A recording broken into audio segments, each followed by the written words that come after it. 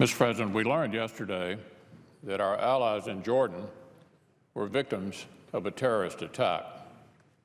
The vehicle-borne IED killed Jordanian soldiers and police officers, and although ISIL is not taking credit for the attacks, the tactics were certainly similar to those frequently employed by ISIL. Last week, the terrorist that ISIL called a soldier of the caliphate took 49 lives as he proudly proclaimed his allegiance to that group. Days later, the CIA director delivered a sobering analysis of ISIL's strength and capabilities. Our efforts have not reduced the group's terrorism capability and global reach, he said. As we have seen in Orlando, San Bernardino, and elsewhere, ISIL is attempting to inspire attacks by sympathizers, and it's training and attempting to deploy operatives for further attacks. These are the facts that the Director of Central Intelligence did not deliver lightly. They're certainly worrying. They remind us that this vile, hate-filled terrorist group is going to keep bringing tragedies to our doorstep until it is defeated where it trains, operates, and prepares, places like Iraq and Syria. So we have a choice. We can focus on defeating ISIL, or we can focus on partisan politics. Some of our colleagues may think this is all some game. We've seen the ridiculous tweets and the bizarre one-liners about guns and terrorists. I believe this is a serious moment that calls for serious solutions. So I would ask every senator to consider this statement from one of our Democratic colleagues just last week. Why have this job, one of the most powerful jobs in the world, he asked, if we're not going to exercise it to try to protect Americans from harm? This is the point I'm making. He may have meant these words in a different context, but the reality is this. We all know that the principal way to prevent more ISIL-inspired and ISIL-directed heartbreak is to actually defeat ISIL. This is not an easy task. It doesn't always make for snappy one-liners. And not only is it going to take time, it's going to take all of our efforts. But that's why our constituents sent us here. Here's what we need from President Obama. Lead a serious campaign to defeat ISIL. Here's what we need from each other.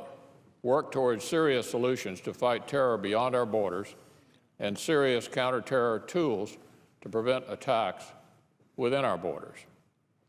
We'll have opportunities to take positive steps forward as we resume consideration of the legislation before us. This bill will give the FBI and law enforcement more resources to track down and defuse terrorist threats. Funding is only one piece of the larger puzzle, however.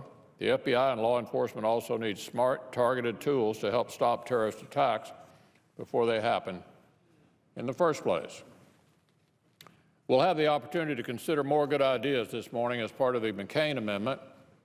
One of these good ideas, ECTR reform, will allow law enforcement to connect the dots of terrorist communications in order to disrupt their plans.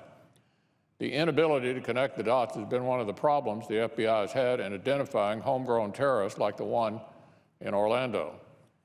The FBI director calls this smart, targeted reform enormously helpful and recently identified it as the top legislative priority.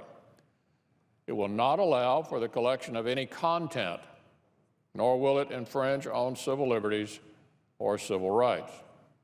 What it will do is give law enforcement a critical helping hand in the midst of ISIL's sophisticated internet campaign to direct and inspire attacks right here in our communities. Given all we know about ISIL and its ability to radicalize people on the internet, doesn't that just make good sense? Here's another idea that makes sense, the McCain Amendment's lone wolf provision. ISIL spokesman recently issued a call for lone wolf attacks against the West during Ramadan. Its followers heard the call last Sunday in Orlando, last Monday in France, days later in Belgium, a near miss in what appears to be an ISIL-directed attack planning. We need to better address the threat of lone wolf terrorists.